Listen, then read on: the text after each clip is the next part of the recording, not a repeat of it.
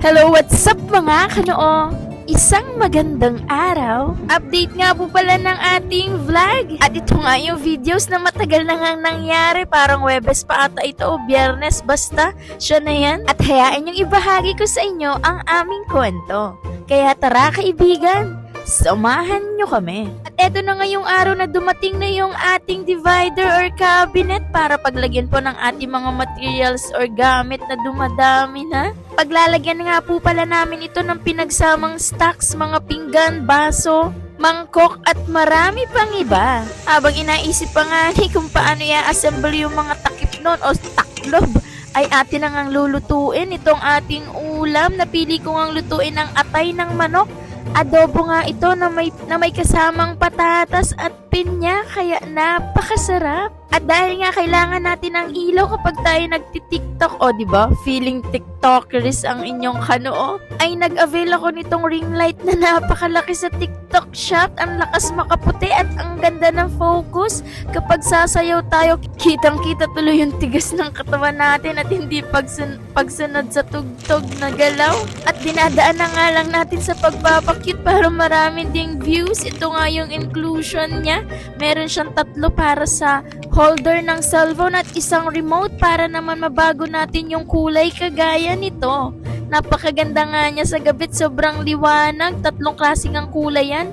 Merong super white, light white at merong medyo madilaw-dilaw. Ikaw na nga ang pipili kung anong trip mong kulay ang babagay sa iyong balat, pero napakaganda at napakaangas talaga niya. At dahil mga collection videos nga ito random ang ating vlog ngayon. Ito na nga rin yung araw na gumawa tayo ng dishwashing DIY na talagang napakahalaga at importante dito sa atin sa Sip Station kasi marami kaming hinuhugasang gamit araw-araw, gabi-gabi. Kaya talagang mabilis maubos. Imagine 14 liters nga yan. At sa mga sumunod na araw ay nakakita ako ng pusit sa palengke. Adobo na naman to kasi kung kakalamaris natin ay medyo matagal. Medyo malaki nga yung pagkapusit nito at lumiit nung niluto. So medyo pakuluan pa nga natin para naman lumambot.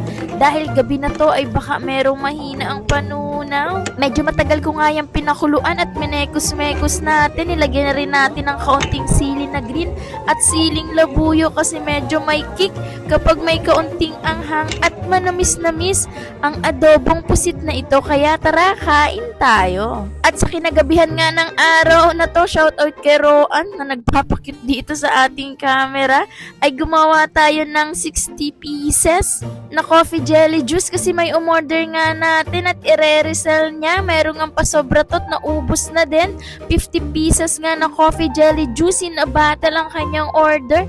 Kaya dapat natin itong magawa bago matulog kasi bukas ng umaga o madaling araw ito pipick upin para malamig na rin siya at mailagay natin sa ref ngayon bago mag-close ang Sip Station. Grabe kung saan-saan na pala nakakaabot itong ating coffee jelly juice. Sa school nga lang ako nagtitinda nito tuwing Wednesday para naman merong mabili yung mga bata at syempre binago na nga natin yung araw. Baka Biyernes na nga natin tumatinda kasi masyado mapagod yung araw ng Martes at mapuyat kapag magtitinda o gigising ng maaga ng Wednesday. Medyo matagal kasi at matrabaho yung pagluluto at pag-prepare ng spam musubi na ating binibenta. Kapartner nga nitong coffee jelly juice. Buti itong juice ginagawa na natin ng a night before.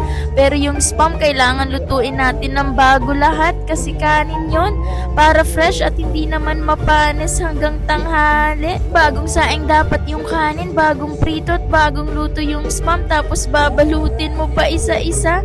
Grabe, ang hirap talaga kumita ng pera. Sobrang sarap ng resulta kapag pera na, pero grabe yung prosesong pinagdaanan. Kaya kayo, pag-igihan yung mabuti at sana sulit palagi yung pagod natin para naman pagdating ng panahon ay mag-harvest na lang tayo ng result.